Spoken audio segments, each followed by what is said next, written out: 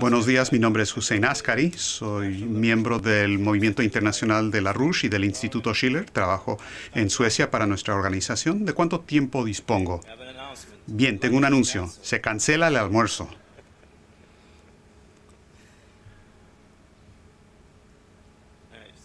Y además cierren las puertas. En todo caso, mi presentación intersecta mucho de lo que dijo Helga y puedo saltarme partes por razones de tiempo. Bien, solamente una cosa que quiero señalar. Lo que voy a presentar es el otro lado de la moneda de lo que tenemos hoy en la región del sudoeste asiático. Tenemos guerras y demás, pero lo que voy a presentar va a ser las cosas que van a ser las mismas naciones que están involucradas en las guerras o que se defienden en contra de la guerra. Todas estas naciones son estados nacionales y en un orden económico justo y político, todas estas naciones van a tener que aportar a este desarrollo. Así es que no importa si es Arabia Saudita, Irán, Qatar, todas las naciones se consideran estados nacionales y tienen que participar, son soberanos. Y la política tiene que cambiar. La otra cosa es que muchas de las políticas que voy a presentar y que Helga presentó, algunas se están construyendo, algunas ya se completaron y los problemas es que son proyectos locales y que carecen de una dimensión planetaria, global y perspectiva. Esto es lo que nosotros vamos a añadir a través de nuestro plan. Esta es una misión planetaria. He estado trabajando con la cuestión del sudoeste asiático por muchos años como miembro de la organización de la RUSH. Y hay un problema que recurre. Cada vez que se habla con los ciudadanos, pero también líderes políticos de la región del sudeste asiático, dicen, ¿cómo se puede presentar un programa económico cuando nos están disparando? Tenemos guerra. Así es que, ¿cómo pueden hablar de desarrollo económico y de proyectos en medio de una guerra? El problema es que hay muchas excusas. La razón es que estas naciones no hicieron lo que debieron haber hecho antes de que empezaron a dispararles. Se han perdido muchos años desde que Lino LaRouche, en 1975, en Bagdad, les señaló cosas que tenían que hacer y perdimos mucho tiempo. La otra cosa es que mucha gente dice no tenemos dinero, pero luego, después de hablar, dan media vuelta y compran armas por centenares de miles de millones de dólares, porque dicen estamos en guerra. Luego hay otra excusa que es difícil de responder, y es verdad, porque dicen no podemos hacer estas cosas porque nosotros no decidimos la política mundial, la deciden las superpotencias. Y eso es cierto y lo podemos discutir, y es lo que tenemos que cambiar. Así es que si nuestros amigos en Estados Unidos pueden hacerle juicio político al presidente Obama y si los amigos en Inglaterra pueden poner en la cárcel a Tony Blair, entonces tenemos una situación totalmente diferente donde se puede hablar de esto y la gente no tendrá excusas porque podemos poner un alto a toda la política imperial. Así es que si alguien, por favor, le puede decir a la señora Merkel que despierte, eso también sería de mucha ayuda, porque pronto en el 2013 en Alemania se está asfixiando al país. Alemania, que es una superpotencia en cuestiones de técnica, se les está sofocando por las políticas ambientalistas, verdes y monetaristas. Y el papel de Alemania es muy importante en toda esta situación. Yo quiero prestarle atención a algunas cuestiones de principio, porque como he delineado, tenemos que definir en realidad que el propósito de la existencia de la raza humana. ¿Cuál es ese propósito? No se trata de competencia, como dice la economía moderna, o buscar venganza por injusticia política de antaño, o conseguir más territorio quitándoselo a otros. Lo que es verdad o cierto respecto a la existencia humana es la aplicación de nuestros poderes creativos para cambiar el universo que nos rodea. No necesariamente uno tiene que ser físico o astronauta para cambiar el universo que te rodea. Uno puede ser un agricultor, un maestro o un herrero que encuentra alegría en la aplicación de su creatividad y su pasión a su área de trabajo y hacer que otros que lo rodean también estén contentos y felices. Pero sí necesitamos científicos, necesitamos astrofísicos. Yo quiero citar a Krafft Erike, el gran pionero del espacio alemán y pensador también. Él dice en su escrito El imperativo extraterrestre, el hecho de que ni la tecnología ni ir más allá de la Tierra es exactamente nuevo, sino opciones de crecimiento natural que se han ejercido antes, coloca la realidad humana de nuestro tiempo en perspectiva. Esa realidad tiene dos piedras angulares. Uno, clorofila, que es responsable de la fotosíntesis, y la mente humana son las únicas dos superpotencias en este planeta. Tienen que encontrar una manera de coexistir y, ya que no son intrínsecamente incompatibles, lo pueden hacer. Sigue, Erike. Dos, que la humanidad no vive como humanidad en general, sino que está organizada como un agregado de unas 140 naciones. Ahora son más. La mayoría de estas naciones tratan de mejorar su nivel de vida, o proteger sus patrones o pautas sociales que han logrado y extenderlas a los países menos afortunados. Sin los medios de crecimiento, y nos guste o no, estos medios incluyen recursos materiales y la habilidad de procesarlos. Sin eso, el estancamiento general creará un planeta como una gota de agua que se achica, donde la competencia por el crecimiento se vuelve una lucha ardua por la supervivencia. Cierra comillas. Así es que el propósito de los gobiernos y las instituciones políticas es asegurar un ambiente dentro de que los individuos pueden practicar su creatividad. Nuestra responsabilidad, en tanto ciudadanos y activistas políticos, es darles una patada en el trasero a esos políticos electos y a los gobiernos para que hagan lo que tienen que hacer. También les podemos dar unas sugerencias útiles respecto a lo que hay que hacer, que es algo que vamos a hacer aquí. La perspectiva de lo que voy a presentar aquí no es trabajo mío, sino que es de un equipo del Executive Intelligence Review aquí en Europa y también en Estados Unidos. Dean Androvanov, Sally Sharaf, Marsha Mary Baker y también Denise Small, quien hizo un estudio sobre los desiertos en América, han aportado a este estudio. Y, por supuesto, darle las gracias a Chance McGee y Matías, que van a ayudarnos con las animaciones de computadora. Ahora, la perspectiva desde la que vamos a actuar en esta situación geopolítica involucra conceptualizar lo que, al contrario, debería estar ocurriendo en esta región, desde la perspectiva más alta de la defensa estratégica de la Tierra, el verdadero desarrollo de la humanidad y el universo donde vivimos. Consideraremos esto en términos de tres principios básicos. Primero, mejorar la base de recursos, en particular el agua, organizando lo que en la actualidad está disponible a niveles superiores. Número dos, creando nuevos recursos naturales y mejorando el poder por unidad de área. Y número tres, avanzando lo que la RUSH llama la plataforma productiva, que es la infraestructura, el sector agroindustrial, mejoras sociales y el nivel tecnológico y científico de la sociedad.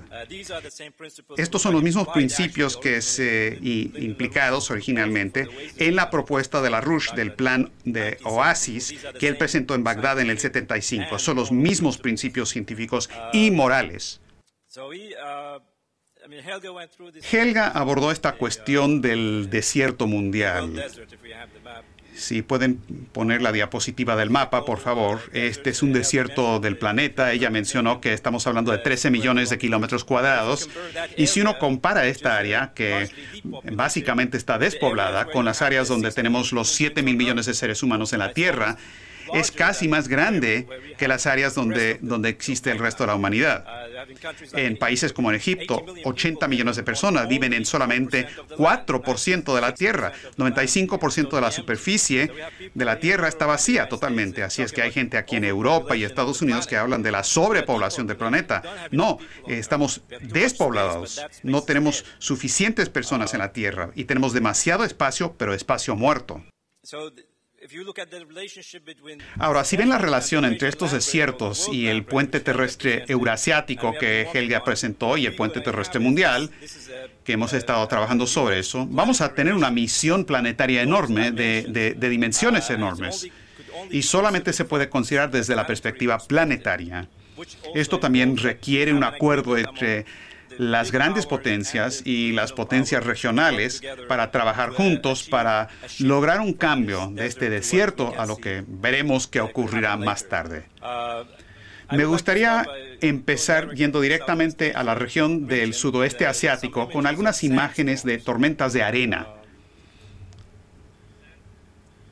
Las tormentas de arena y de polvo son acontecimientos frecuentes en el sudoeste asiático, especialmente en la región del Golfo, pero que aún se extienden a Irán y Afganistán. Ahora, si ven las imágenes de satélite, y por eso necesitamos tecnología del espacio para saber lo que pasa en la Tierra, veamos dónde se originan estas tormentas de arena que van de norte a sur. Son corrientes de aire del Ártico, vientos, que vienen con áreas de alta presión y luego chocan con una región de presión baja en la región del Golfo y el mar Arábico. Vemos y nos damos cuenta de que las tormentas de arena empiezan en la región fronteriza entre Irak y Siria. Es exactamente donde termina el río Éufrates. Y luego descienden y cobran fuerza. Se extienden sobre Irak.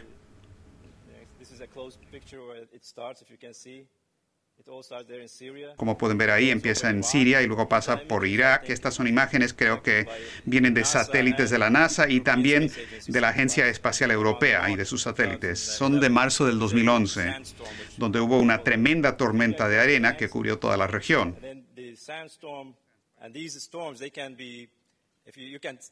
Estas tormentas, cuando ven fotografías en la Internet, cuando atacan a ciudades, es como imágenes enormes, apocalípticas. No las tengo aquí, pero estas tormentas de arena pueden ser de hasta decenas de metros, pero de polvo pueden extenderse varios kilómetros al espacio y cubren en países enteros, cierran aeropuertos, puertos, hospitales, escuelas y todo. Y de ahí continúa hacia el Golfo Pérsico, Qatar, Arabia Saudita. La siguiente transparencia, por favor. Y luego dan media vuelta, dan una vuelta alrededor del altiplano central en Arabia Saudita y depositan la arena en lo que se conoce como el cuarto vacío. En este caso hay tormentas de arena tan poderosos porque hay una cordillera de montañas ahí en Yemen y Omán. Así es que el cuarto vacío es la parte más seca del desierto mundial. Pero en ese caso simplemente continúa hacia abajo, pasando por la cordillera, hacia el Golfo de Omán, pasando por Yemen y Omán y llegando hasta el mar. Pueden ver en las siguientes imágenes que llega hasta el mar Arábico, cubren a veces a Pakistán, a India, y hay otras tormentas que también atacan a Irán y Afganistán. Así es que este es un problema recurrente. Con la ayuda de tecnología espacial podemos ver dónde originan estas tormentas de arena y dónde podemos atacar estas tormentas. Entonces la cuestión es, para Qatar y Arabia Saudita, para parar esto, no ayuda a enviar a yihadis y sus armas a Siria e Irak para matar a civiles. Eso no va a ayudar a resolver este problema. Lo que se necesita es una perspectiva totalmente diferente. Con esa perspectiva podemos empezar a atacar el desierto en diferentes áreas y con diferentes tecnologías. Existen planes en estas regiones, hay planes locales, pero nos pueden dar una imagen. Si uno ve el área donde empiezan las tormentas de arena, que ahora es un área de guerra, la tierra se deteriora y el desierto se está expandiendo. Han tomado una región otrora conocida como la Media Luna Fértil. Estos también son ejemplos en Egipto, también atacado por los vientos Hamasin, que son tormentas de arena que llegan hasta Europa y hasta China a veces. Esta no es la media luna chiita. Esta no es la media luna chiita, como lo dijo su excelencia, el embajador de Irán. Esta es la media luna fértil, por razones obvias. Fue un área muy fértil, una abundancia de agua, y algunos historiadores dicen que la agricultura tuvo su comienzo aquí. Pero el problema es que esa región ya no es fértil. Se está deteriorando y los recursos de agua se están reduciendo. Y vamos a hablar de los proyectos de presas turcas que está afectando el flujo de agua. Pero ese no es la razón. Es la destrucción de la infraestructura por guerras, sanciones y falta de inversión que ha creado esta situación. Pero se puede atacar, por ejemplo, este problema de las tormentas de arena. Existen ideas, ahí se llaman cinturones verdes, regiones verdes. Lo que se puede hacer es crear cinturones verdes. Esto nos da una idea del Ministerio de Agricultura de Irak. Cuando yo era un muchacho en Irak, leíamos sobre este asunto en la escuela. Teníamos un programa nacional para proteger al país en contra de las tormentas de arena y los desiertos. Y era un plan muy impactante, pero nunca se ejecutó. Yo nací en el 68 e inmediatamente tuvimos una guerra civil en el 73, la guerra Irán-Irak en el 80, luego la guerra del Golfo en el 90 y ahora sanciones. Entonces simplemente continúa, nada se ha hecho. Pero existen esfuerzos valientes para construir parte de esto. Tenemos en la actualidad un acuerdo entre Irak e Irán para construir un cinturón verde alrededor de las ciudades religiosas de Nayaf y Karbala. Creo que tenemos imágenes de eso. Lo que se hace es que siembran diferentes tipos de árboles, principalmente palmeras, olivos, eucalipto, tamarindo. Estos son árboles que se sabe que resisten el calor, la sal y la escasez de agua. Ellos pueden sobrevivir en climas muy secos. Este es un proyecto en Irak. Es un proyecto pequeño, pero es el tipo de idea que nos da una imagen de lo que se tiene que hacer. En vez de tener unos cuantos centenares de metros, deberíamos tener cinturones verdes de kilómetros y luego tener filas de ellos y se expanden como se ve en el plan de Irak. Es como tener un escudo de cinturones verdes y uno avanza gradualmente en contra del desierto. Vamos a hablar de las técnicas de irrigación más tarde también. Ahora, la idea de sembrar una variedad de plantas no es algo nuevo. Esto viene de Egipto, se llama la cámara sepulcral en una de las pirámides de Egipto. Es una pintura sobre la pared y uno puede ver la variación. Hay palmeras, uno tiene árboles frutales y luego otras plantas y cosechas que, claro, se tiene que producir comida, cereales, trigo y demás. Ahora, estas ideas de antaño han existido. Hay agricultores diestros, pero necesitan recursos. Hay una falta de recursos.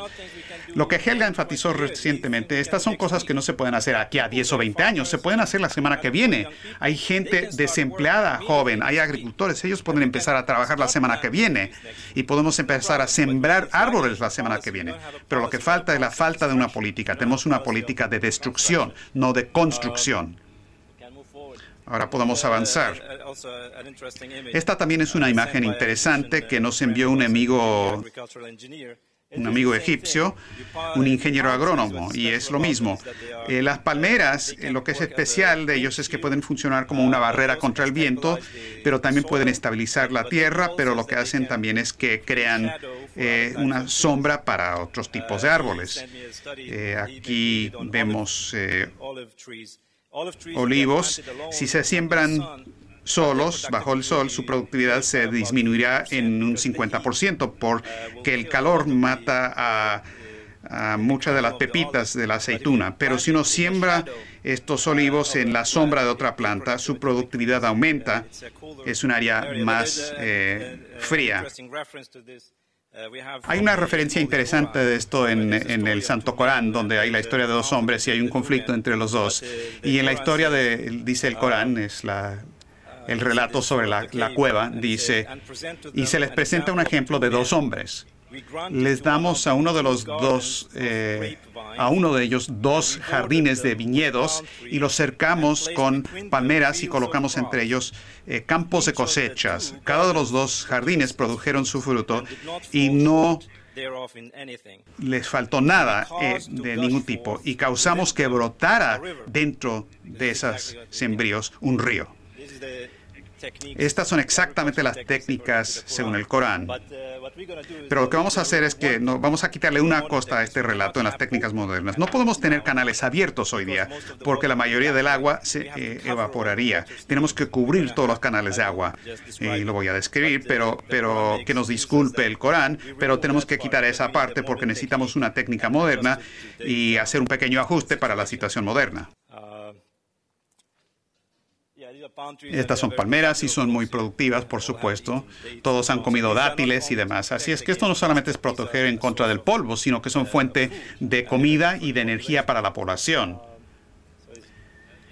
Existen diferentes maneras de parar el desierto. Esto se llama la fijación de las dunas. Se usa mucho en China.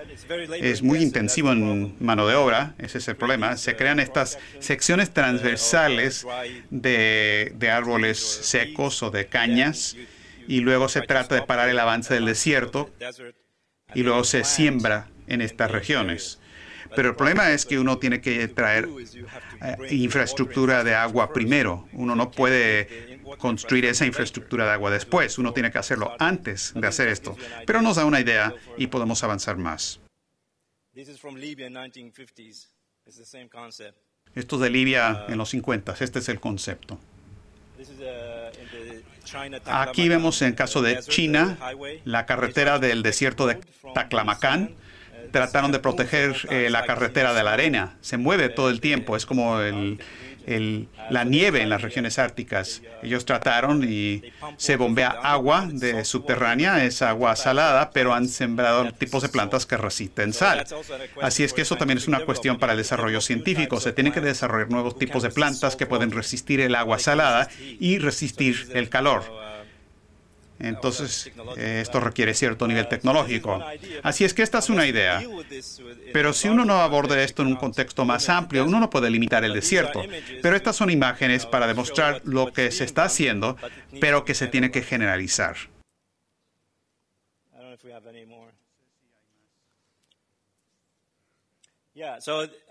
Entonces, cualquier persona razonable preguntaría primero, después de ver todas estas cosas bonitas, ¿y de dónde viene el agua?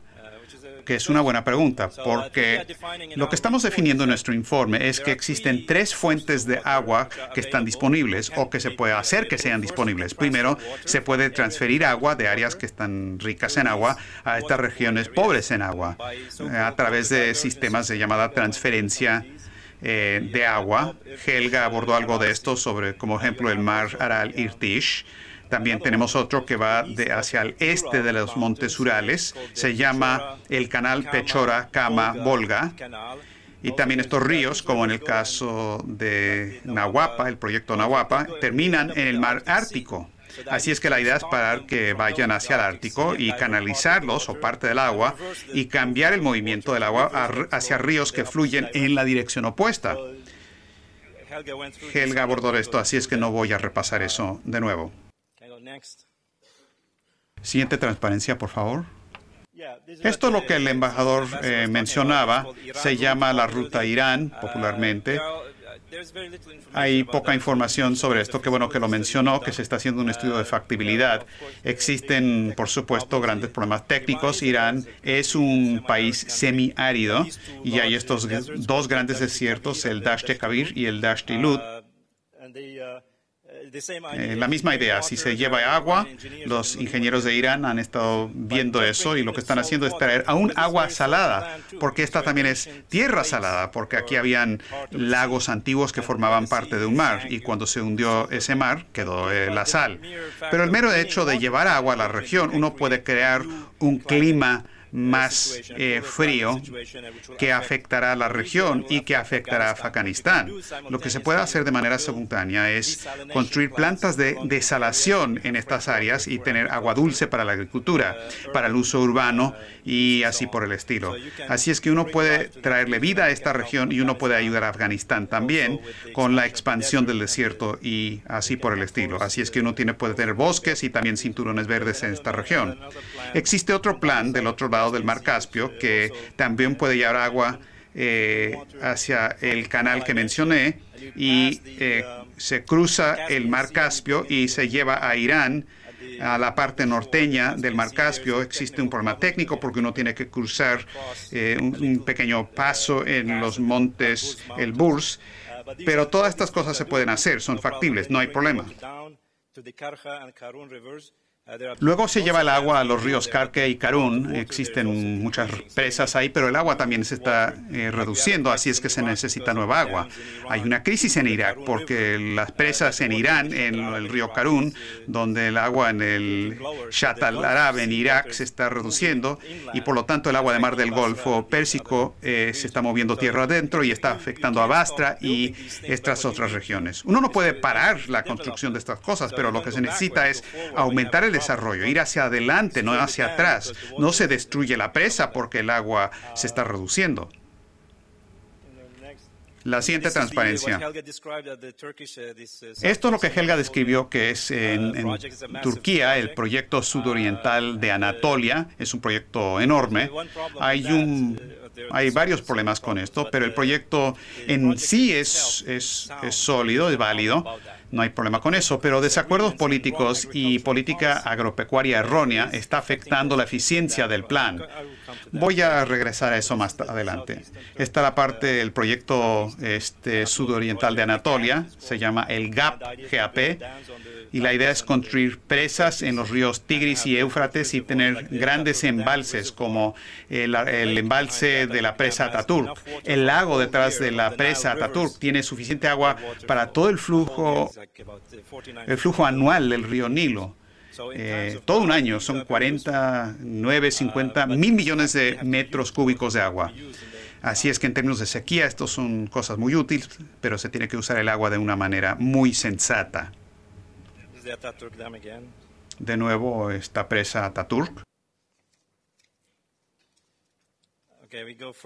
Ahora, avanzando un poco más, cubrimos la parte oriental de lo que el llamado Oriente Medio. El problema con la frase Oriente Medio es que refleja la perspectiva desde Gran Bretaña. Si uno ve la región desde Gran Bretaña, uno tiene el Lejano Oriente, luego tiene el Cercano Oriente y luego el Oriente Medio. Nosotros lo llamamos más bien el Sudoeste Asiático, es un nombre más apropiado.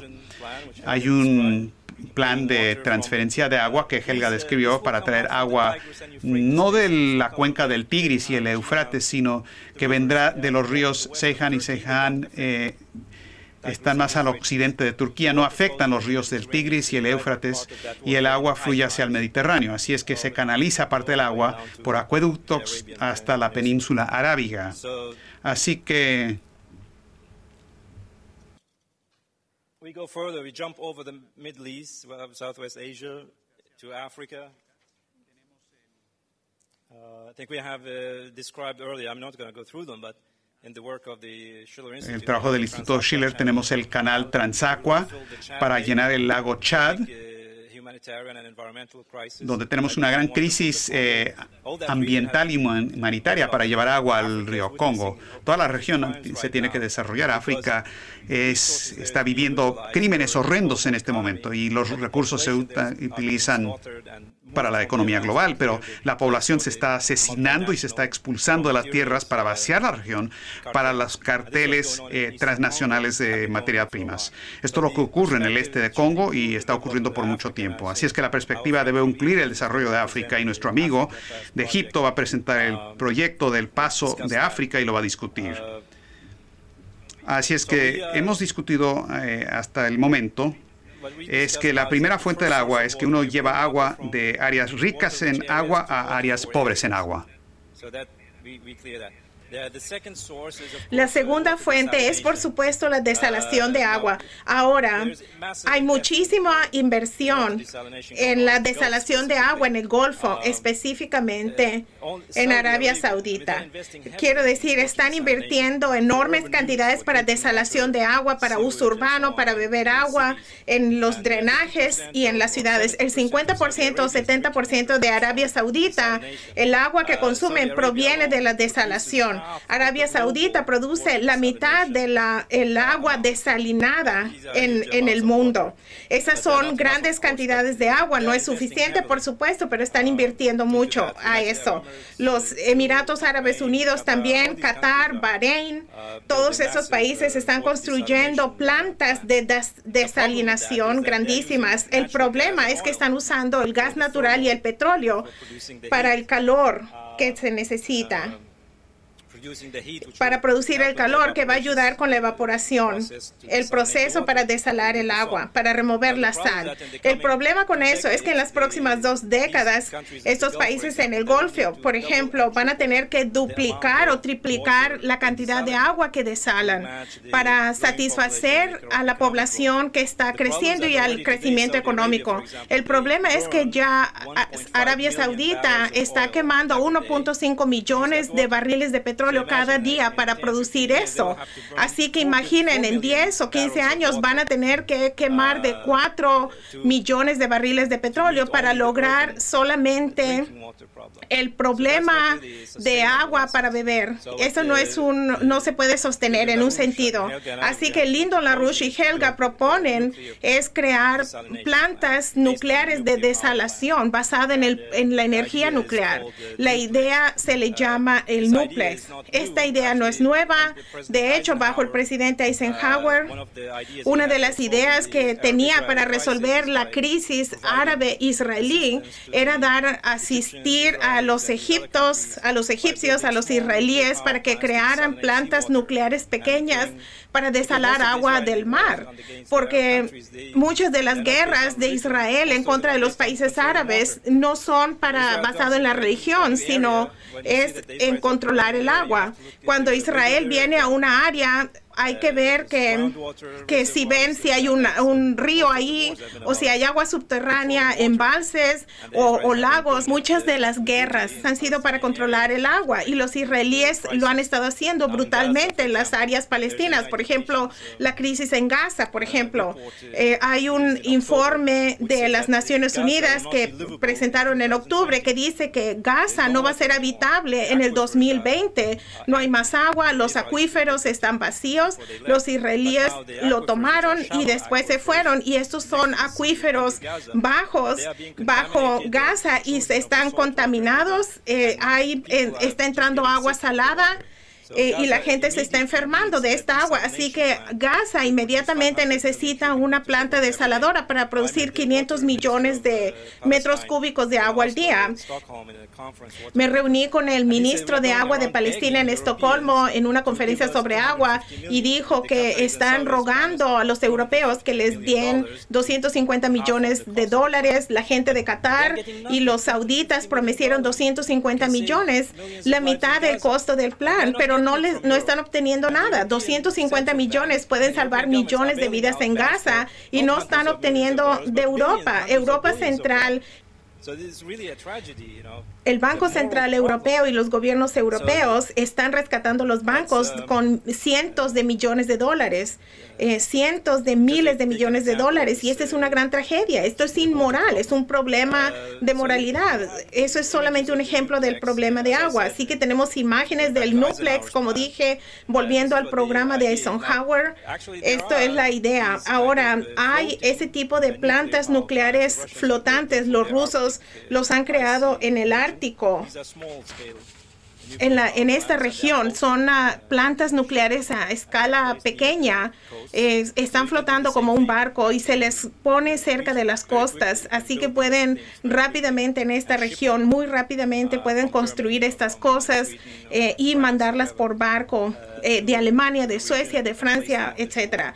Y pueden colocarlas en las costas para desalar el agua y producir energía para uso industrial y otros en estas regiones. Helga mencionó que de hecho hay planes activos para crear una planta de energía nuclear en los Emiratos Árabes Unidos, en Arabia Saudita, que es una buena señal. Una cosa sobre los Emiratos Árabes Unidos, ustedes saben, las 4 plantas nucleares que los coreanos están construyendo al costo de 20,000 millones. Ese es el costo acordado. Imagínense realmente todo lo que se desperdicia. Abu Dhabi, que financia esto, Abu Dhabi le paga a Dubái, que es otro emirato, 20,000 millones de dólares al año para pagar la deuda a los bancos internacionales que financian la burbuja de bienes raíces en Dubái. Todo el milagro de Dubái se basa en deuda. Es una de las fraudes de bienes raíces más grandes de la historia y no se ha producido nada de tecnología moderna. La gente viaja a Dubái y ven estos embotellamientos de tráfico porque han creado estas tremendas torres, pero las calles no son eficientes para acomodar este desarrollo. Están hablando de crear transporte ferroviario en Dubái, pero va a ser difícil porque tienen que remover los edificios. Es un enorme gasto, desperdicio. El llamado Fondo Soberano de Emiratos Árabes Unidos es de 750 mil millones de dólares. Invierten en equipos de fútbol en Francia, en Inglaterra. Esto se está volviendo muy famoso. Cada sheik tiene un partido de fútbol, un equipo. Y no hay falta de recursos para estas cosas, pero se le da la bienvenida en Arabia Saudita y los Emiratos. He dicho, como Helga lo dijo, Irán es el único país que tiene una planta nuclear funcionando. El plan original diseñado por Siemens era para construir la planta Bushehr, incluía la desalación de agua. El diseño ruso no lo incluye, pero también se le debe incluir en los planes iraníes para conectar la planta nuclear a la desalación. Por supuesto, puedes usar podemos usar la energía térmica para ese propósito. En esta región se entiende, Egipto tiene estos planes. Saben que deben hacer eso. Egipto tiene el plan de crear una planta de energía nuclear en el Mediterráneo. El ministro de Agricultura de Egipto, yo me reuní con él en Estocolmo. El ministro de Agua dijo que vamos a tener el mismo plan. El plan ha existido por mucho tiempo y saben que sin la energía nuclear no se puede dar el agua a las áreas de la costa del occidente de Egipto. Así que toda la idea se basa en el plan Oasis de LaRouche. Helga describió estas cosas. Tenemos ambos canales del Mar Rojo al Mar Muerto. El Mar Muerto está 430 metros por debajo del nivel del mar y el agua está desapareciéndose porque lo están usando en el río Jordán y Litaní y otros ríos en Israel, Siria y Jordania. Así que el nivel del agua en el Mar Muerto se está hundiendo y podemos llenar de agua con agua salada del Mediterráneo, pero la idea es de que el Mar Rojo, construir un canal que vaya hacia abajo al Mar Muerto y que podamos usar esa diferencia en la elevación para crear poder hidráulico. La idea es producir agua, desalar agua con esta energía que Jordania necesita. El proyecto está muerto, no existe más debido a las desestabilizaciones políticas. Pero todos estos estudios los conocen, los ingenieros están listos para construirlo.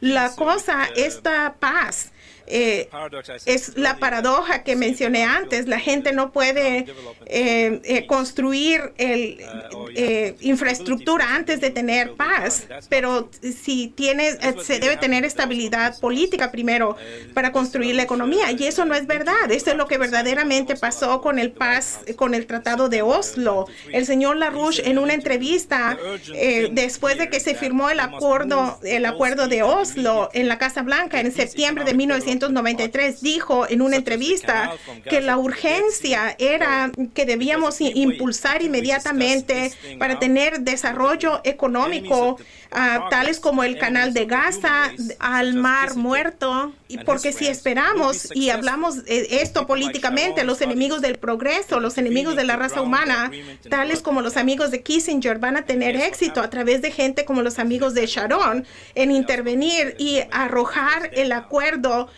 con sangre y caos. ¿Y qué creen que pasó? Es exactamente lo que pasó. El Tratado de Oslo y el proceso de paz está muerto y puede ser revivido. No debemos darnos por vencidos. Es la última cosa que debemos hacer. Este es un ejemplo de lo que se puede crear la paz y estabilidad a través del desarrollo económico. Es muy posible en Estados Unidos y Europa no hicieron eso. Ellos alentaron a los palestinos a promover el turismo en Belén y en Jerusalén, vendiendo recuerditos para los turistas estadounidenses y europeos. De hecho, usaron el área de Palestina con poquita agua para exportación de flores a Europa y para obtener efectivo. Y pueden usar ese efectivo para el desarrollo económico, y usaron el agua que debieron haber usado para alimentar a la gente palestina y para producir vegetales y flores a Europa, para exportar a Europa. Lo mismo sucedió en Egipto también, en donde exportan vegetales y frutas y tienen que importar el trigo y el arroz de Estados Unidos para poder alimentar a la gente. Así que toda la política hacia Palestina e Israel de Estados Unidos y Europa ha sido un total desastre. No contribuyó con nada, no contribuyó con la caída del proceso de paz. Esto es algo que la Rush y nuestra organización han estado denunciando todo el tiempo. Esa es la razón por la que me metí a esta organización en el 94, porque la primera vez alguien me dijo, yo vivía en Oslo y yo conocí a la gente palestina e israelí y yo trabajaba como un intérprete con los palestinos y los niños israelíes que estaban viniendo para firmar el acuerdo al festival cultural. Entonces el Instituto Schiller vino a Oslo y era la primera vez que los conocí y hablaron del desarrollo económico, que sin el desarrollo económico no va a haber paz. Y dije, Dios mío, y dejé a Irak 2 años antes debido a estas horrendas guerras y todavía tenía esta idea. Y alguien viene y dice, podemos evitar las guerras con el desarrollo económico y no... si no hay desarrollo económico e independencia entre las naciones para su sobrevivencia, no vamos a tener paz y estabilidad. Así que esa es la razón que me metí a esta organización. Por supuesto, hay otras razones, pero era lo primero. Alguien vino aquí con esta idea y otras ideas nunca funcionaron. Esta sí funciona, pero el Instituto Schiller no puede implementar estos proyectos. Tenemos que hacer que los políticos y las naciones lo hagan. La segunda fuente, dije, para traer agua, es la desalinación del agua del mar. Hay mares en todas partes, solamente hay que remover la sal. Y tenemos agua dulce, necesitamos grandes cantidades de energía. Puedes usar la energía nuclear y tener nuevas generaciones de plantas nucleares de alta temperatura. Y la tercera fuente de agua son los llamados acuíferos. Esto se le llama vertiente, porque la cosa es que tenemos que enfrentar tener esta misión planetaria global. Tenemos que atacar al desierto. Quiero tener una nueva guerra en el suroeste asiático. Es la guerra contra el desierto, pero no puedes enfrentar el desierto con pequeños proyectos aquí como las Naciones Unidas, la FAO, la Unión Europea están haciendo. No van a ayudar con nada. Lo que generalmente tenemos que generalizar los proyectos, porque lo que se puede hacer, el desierto tiene vulnerabilidades. Podemos entrar a estas regiones del desierto. Tenemos estas diferentes fuentes de agua. Por ejemplo, tenemos las sierras montañosas, las montañas Atlas. Es una vertiente. Las sierras montañosas del norte de África.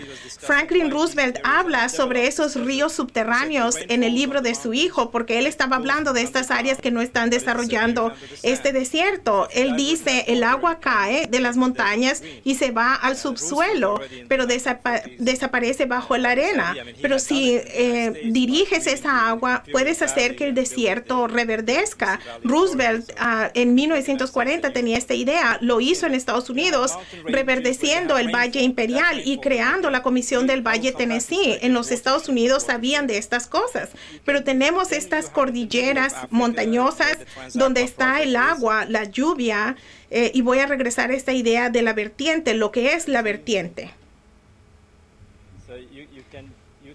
Puedes usar fuentes ahí. Puedes atacarlo del norte y podemos entrar y dividir el desierto aquí con el canal Transagua y podemos disminuir el efecto del desierto y atacando en sectores en estas 3 fuentes de agua. Ese es el agua subterránea. Y tenemos el paso africano. Nuestro amigo Ayman va a hablar sobre esto. Hay los planes de desalación. Tenemos los proyectos turcos aquí, los proyectos del Cinturón Verde. Tenemos el proyecto de la ruta de Irán. Aquí tenemos el proyecto del Mar Aral y tenemos a los chinos. Y no voy a hablar de lo que los chinos están haciendo porque vamos a tomar todo el día hablando. Esto es increíble. Es el proyecto más grande de redirigir el agua en la historia de la humanidad, pero no lo voy a abordar. La idea es entrar al desierto y por sectores con diferentes frentes de batalla y atacar en cada frente con estas fuentes fuentes de agua. Y la tercera fuente es el agua subterránea. Hay muchísimo alarmismo en las organizaciones internacionales, las Naciones Unidas, especialmente el Programa de Desarrollo de las Naciones Unidas, las organizaciones ambientistas y diferentes organizaciones, incluyendo los gobiernos, se creen esto. El cuento es que no puedes bombear agua del suelo. Lo primero es porque el agua eventualmente va a acabarse, el suelo se vuelve salitre y se vuelve venenoso. Así que no se debe bombear agua. Y ellos dicen, al mismo tiempo dicen que no se debe crear energías nucleares, plantas de energía nuclear, pero hay una gran campaña para evitar que las naciones usen su agua subterránea, asustándolos para aceptar de que mueran de sed en lugar de usar los recursos que tienen. Así que, ¿me pueden dar agua? El agua es importante.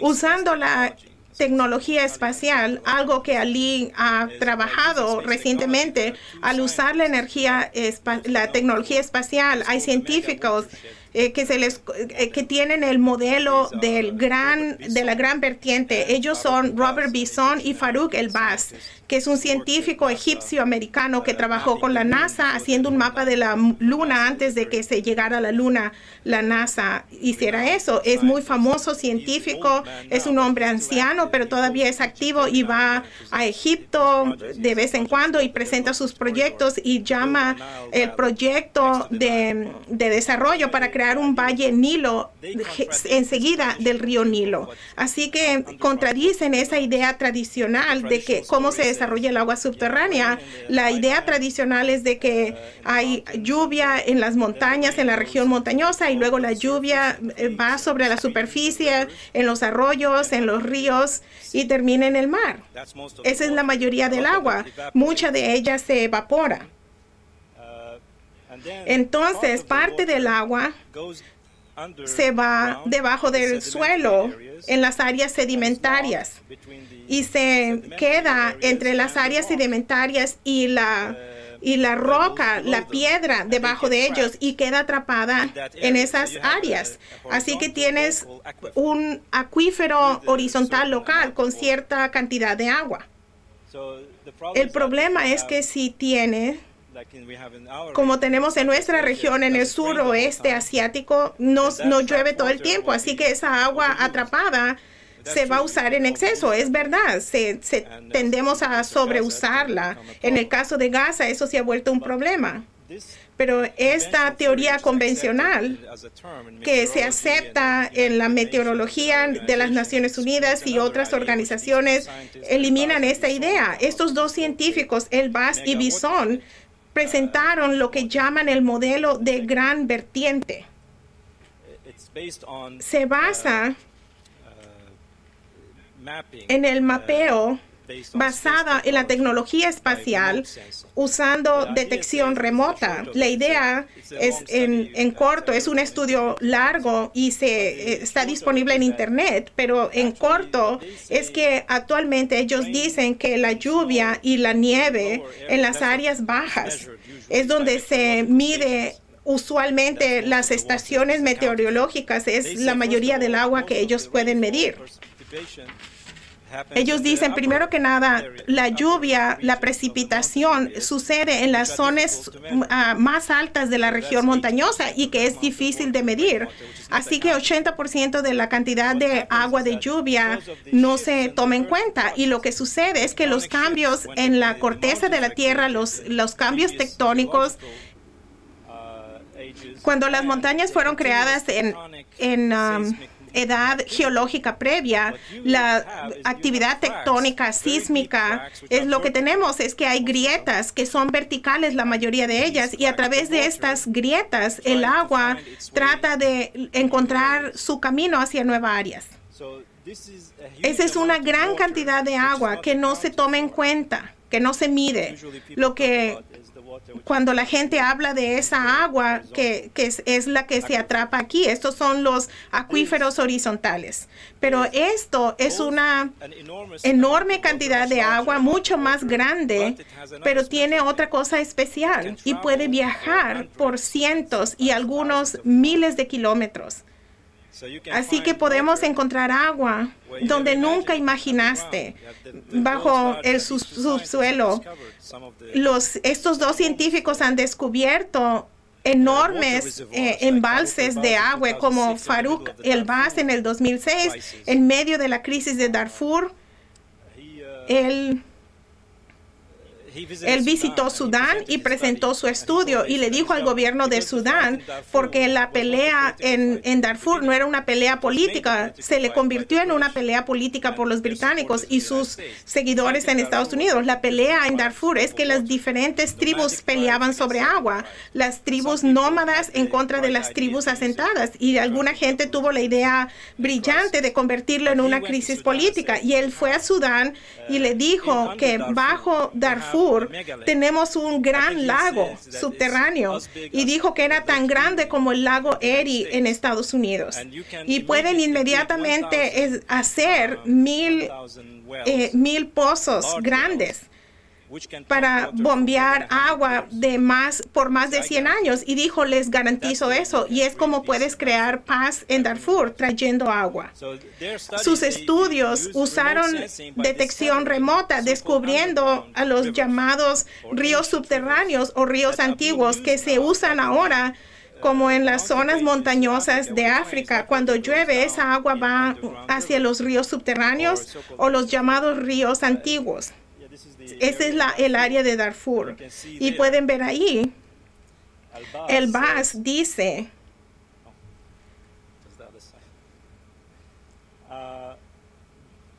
que bajo la arena hay una formación de un gran lago, un tremendo lago que ha existido desde tiempos antiguos, durante la edad de hielo. Esa agua se ha acumulado bajo eso, y él ha estado estudiando la formación de la superficie del lago que está debajo de la arena. No lo puedes ver, se necesita la tecnología especial para ver, espacial. Y dijo que ese lago ha existido por 5,000 años y ha dado agua para los acuíferos profundos, que ahora es el acuífero Darfur. El descubrimiento de agua en Egipto, en el sur de Egipto, cerca de esa área, tiene una tremenda actividad agrícola ahí, en la zona de los desiertos. El gran río en Libia están bombeando agua. El problema es de que están bombeando agua hacia la costa, hacia la capital, hacia Sirte y otras que están en la costa. Así que el desierto no recibe esta agua que sacan. Así que el agua se lleva a otro lugar. ¿Pueden mostrar el río árabe? Ese es un río que está en Saudi Arabia. Es un río antiguo y es una área alta que mostré. Cuando vienen las tormentas de arena, hace una vuelta alrededor de esa área, y ahí es donde están las sierras montañosas, las montañas de Hejaz que llevan el agua hacia abajo. Este era un río en la superficie, pero ahora hay oasis a lo largo de este antiguo río.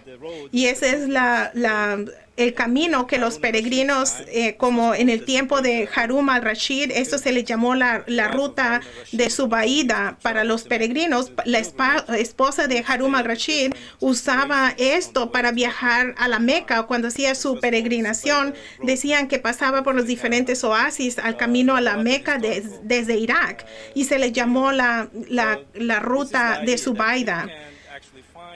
Esta es la idea de que podemos encontrar agua en grandes cantidades, y que esta agua, como la gente dice, está en el subsuelo como el petróleo, y hay gran actividad en el espacio para encontrar más petróleo, pero muy poco se ha hecho para encontrar más agua. Así que tenemos grandes cantidades de agua debajo del desierto saudita, debajo del desierto africano, y por supuesto hay un desacuerdo sobre esta teoría, pero el BAS lo ha probado en varias ocasiones.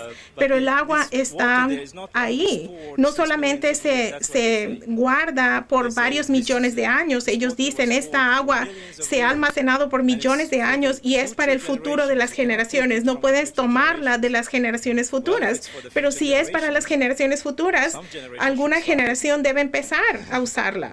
Somos la generación futura de la gente que vino antes que nosotros, pero ellos dicen, no la toquen, esto es para las generaciones futuras. Eso es una idea muy loca.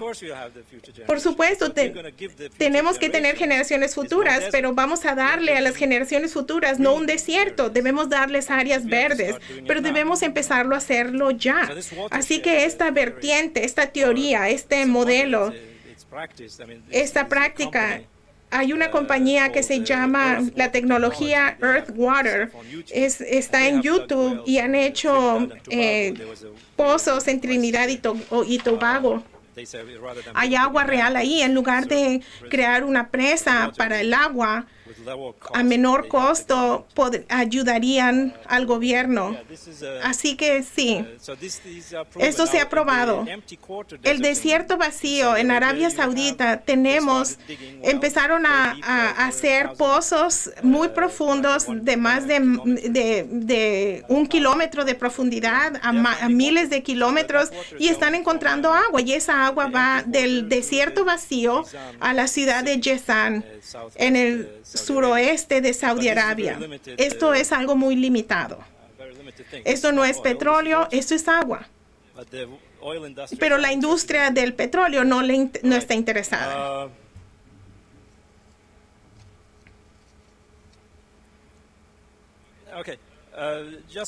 Rápidamente, hemos hablado de las fuentes de agua. Lo que necesitamos desarrollar entonces es una política de agricultura.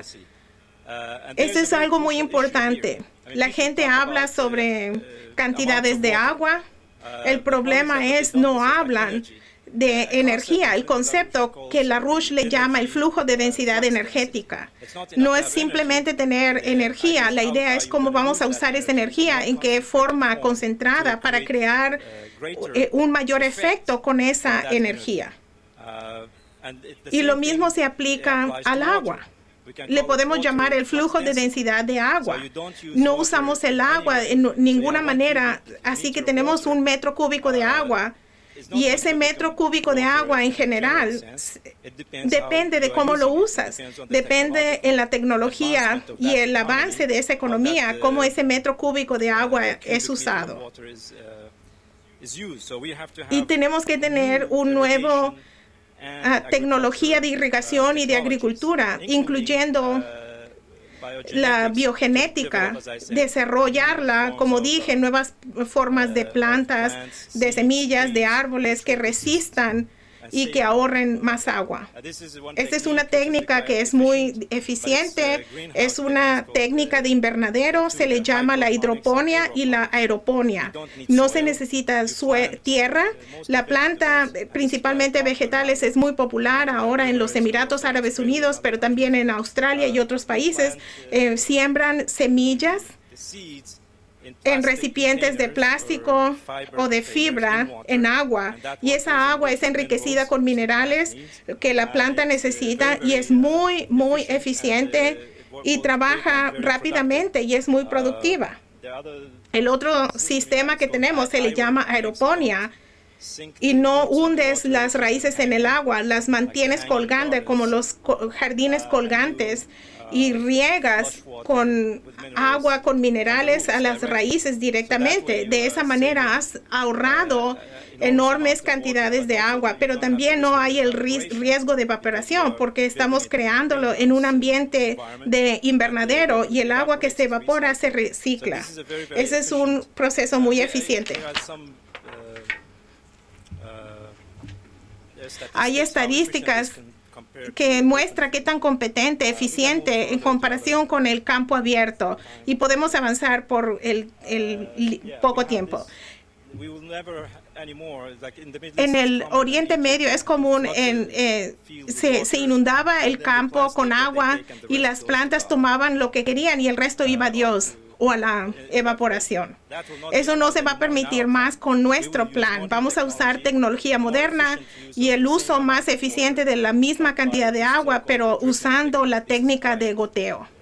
Esto se usa en Australia, en Israel. Los israelíes han sido muy efectivos en desarrollar estas tecnologías en la Universidad de Negev.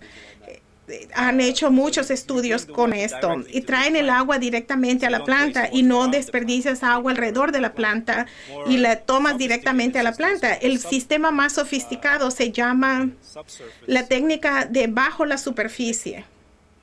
Ese es un sistema moderno de goteo. Se trae el agua antes que siembres, se siembra en tuberías de agua y para que lleguen a la raíz directamente, no tienen que ir de la planta a la raíz. Pueden traer el agua a la raíz directamente y puedes ahorrar 90% de agua de esta manera. Ese es el uso de la ciencia moderna, la tecnología moderna para crear lo que podemos llamar la densidad del flujo de agua, concentrando el agua en la mayor cantidad de uso que podemos obtener de ella. Así que estas tecnologías existen.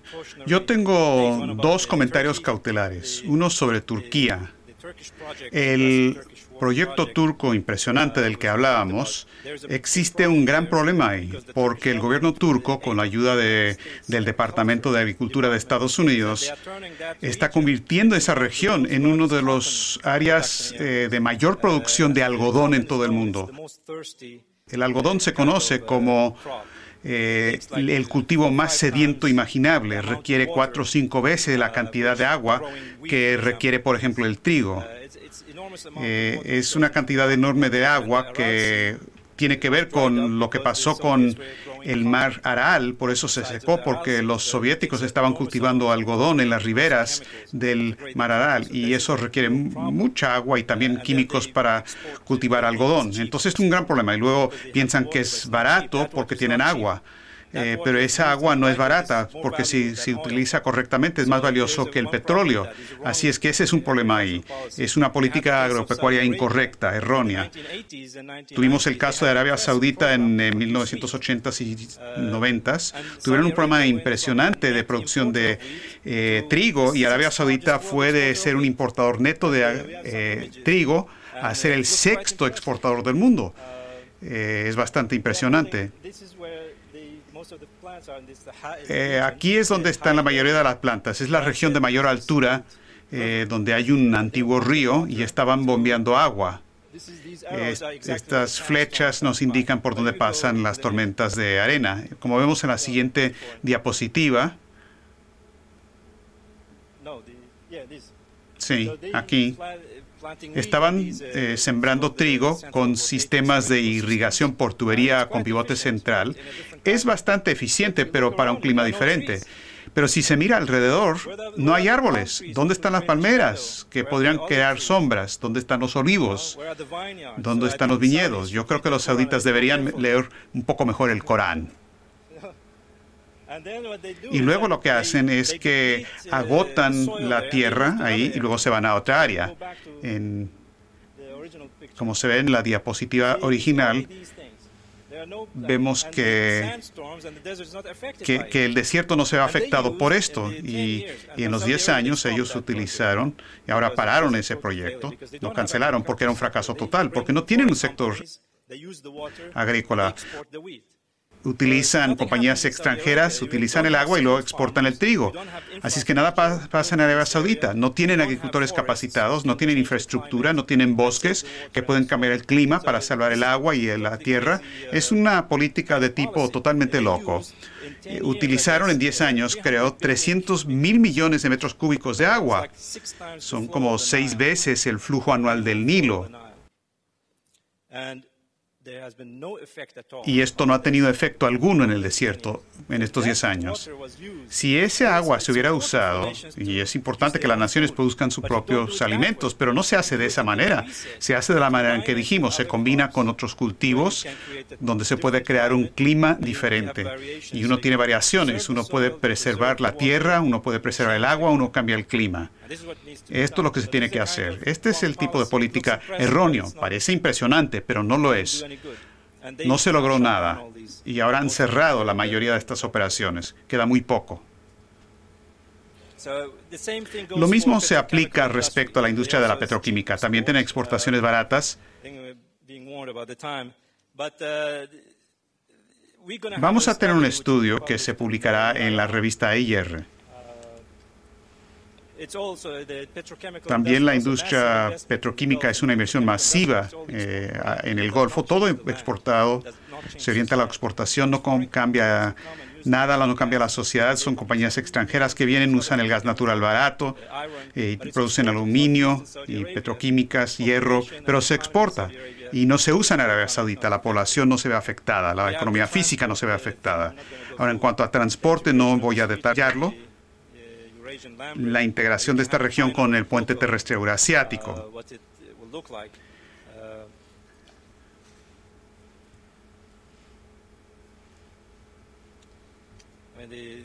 Hasta los sauditas y otros están construyendo ferrocarriles en esta región, pero no van a ningún lado.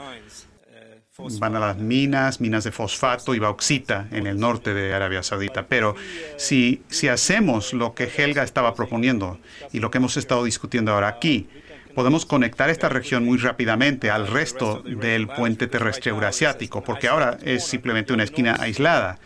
Hay puertos enormes en el Golfo y aeropuertos como en Dubái, que tiene uno de los mayores puertos y aeropuertos, pero no afecta, porque lo que se requiere son sistemas de transporte terrestres que se conectarían a Asia.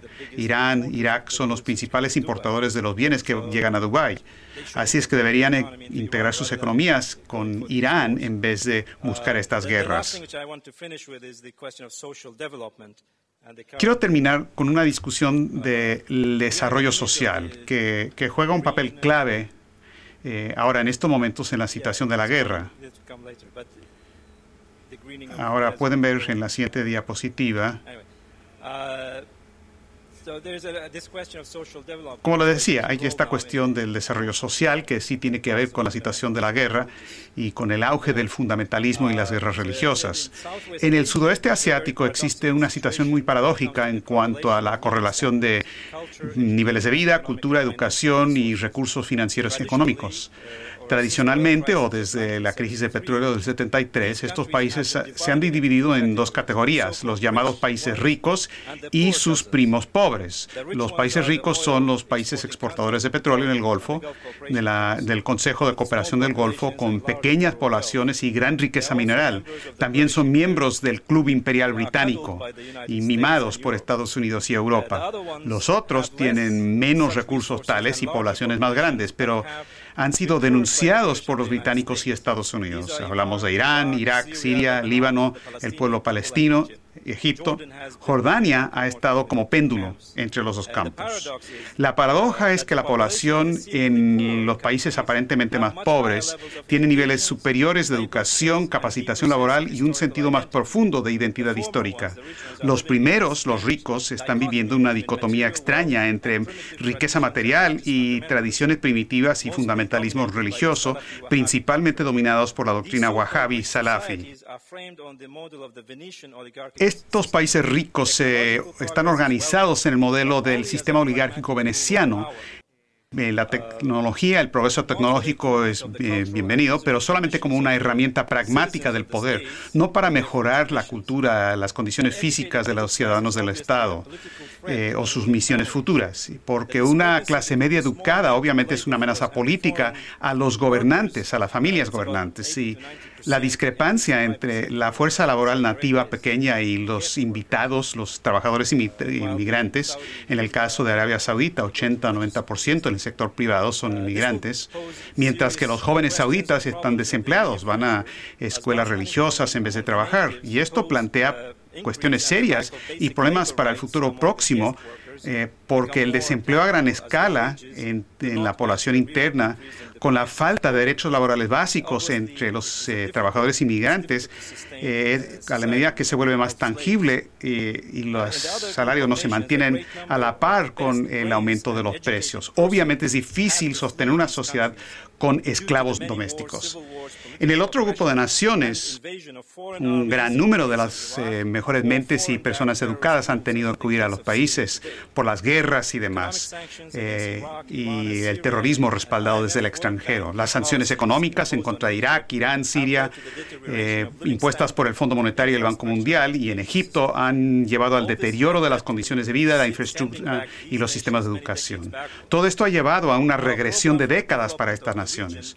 Nuestro programa para el desarrollo de la región cambiaría este desequilibrio drásticamente, ya que la riqueza financiera, mineral, de recursos humanos y destrezas se dirigiría hacia una misión unificada para todos los países. Los jóvenes entre las poblaciones nativas se entrenarían para entrar en la fuerza laboral para construir sus naciones y reverdecer el desierto de manera similar a lo que Franklin Delano Roosevelt hizo con su nuevo trato y el Cuerpo de Conservación Civil, donde los desempleados en la era de la depresión los levantaron de las calles para meterlos en proyectos de reconstrucción nacional y convirtió a Estados Unidos en la potencia económica más poderosa del mundo durante y después de la Segunda Guerra Mundial. La fuga de cerebros se pararía y los centenares de miles de científicos y gente bien educada que ahora trabajan en el exilio ahora podrían regresar seguros a sus casas, a servir a sus naciones. La riqueza mineral y financiera en general y el crédito que se pueda generar en los países más ricos podría ponerse a trabajar junto con la fuerza de trabajo diestra de los otros países. Y al constituir una agencia común como un órgano ejecutivo entre los estados pertinentes de la región, al asumir responsabilidad para instrumentar estos proyectos propuestos de manera conjunta, al proveer crédito entre estas naciones en vez de enviar militantes y armas de un país a otro, estos proyectos se pueden lanzar inmediatamente. Cada nación estaría trabajando simultáneamente en sus proyectos nacionales y en proyectos regionales al unificar los objetivos de la infraestructura de desarrollo y las pautas técnicas pertinentes de la construcción y operación de los sistemas diferentes. Un sistema de crédito común, establecido a través de un banco de desarrollo o un plan Marshall, podría llenar la brecha crediticia entre los ricos y los pobres, y los que tienen agua y los que tienen el petróleo. Naciones como Yemen y Jordania no se dejarán en manos del Fondo Monetario Internacional o los aviones robot de Obama. O simplemente no porque no pueden juntar o movilizar sus potenciales de crédito a lanzar el desarrollo económico. Se le ayudarán a una nación como Jordania a que construya su primer núcleo eléctrica y utilizar sus recursos humanos y naturales, uranio, y procesarlos y volverse una nación rica en una generación en vez de esperar desesperadamente por dádivas de los Estados Unidos, el Fondo Monetario Internacional y demás. La mejor manera de compartir el know-how, por ejemplo, en bregar con las condiciones del desierto y otras, es estableciendo un centro de investigación científica unificado funcionando bajo un ejecutivo común, una agencia común. Ahora, debido a las políticas estadounidenses y anglosauditas de fomentar discordia religiosa en la región y guerras, desde el Cáucaso a China, toda la región se ve amenazada por una guerra religiosa de los 30 años, de la que quizás nunca se recupere. Tomó centenares de años para curar las heridas de las cruzadas y de los mongoles y las invasiones a los estados islámicos del Oriente, con su centro en Bagdad. Después de centenares de años, la región casi todavía no se parecía a lo que había sido con el califato abasí y el renacimiento que Bagdad había creado en el siglo VIII y IX. Las cruzadas y la invasión mongol en 1258 fue precedido por casi 100 años de guerras sectarias y discordia, disputas políticas, manipulación, igual que hoy. Este ciclo vicioso se puede y se tiene que romper. Existen condiciones previas, globales, por cierto, que se tienen que cambiar. Por ejemplo, la política asesina de los británicos para dividir y conquistar, reestructurar el sistema bancario y financiero. Esto se requiere para darles una señal a estas naciones, para cambiar el énfasis de la destrucción a la construcción. Ahora, quiero terminar con una cita de una persona que también es alemán. Helga lo mencionó, Wilhelm von Kardorff, que también tiene una idea clara de lo que es el verdadero sistema americano. Él dice, según Henry Carey, el economista estadounidense, la riqueza nacional depende del dominio perfeccionado y sobresaliente de un pueblo sobre los poderes gratuitos de la naturaleza. Mientras más capaz sea una nación de aumentar, número uno, la riqueza y la abundancia de su tierra y la diversidad de sus productos naturales. Dos, el perfeccionamiento de las herramientas mediante las cuales se logra que los poderes de la naturaleza sirvan al hombre, en tanto capital. Número tres, mediante la educación intelectual de su pueblo, trabajo humano, para conseguir ese dominio. Mayor será su avance en riqueza en comparación con otras naciones. Así es que es el requerimiento para cambiar la sociedad. Los invito a todos ustedes a que rápidamente y pronto lean el informe que estamos preparando. Y como dijo Helga, pueden escoger entre estos dos cuadros mundiales. Pueden escoger estar del lado de la guerra a favor del imperio y la destrucción de la civilización, o pueden ayudar a reconstruir la civilización. Gracias.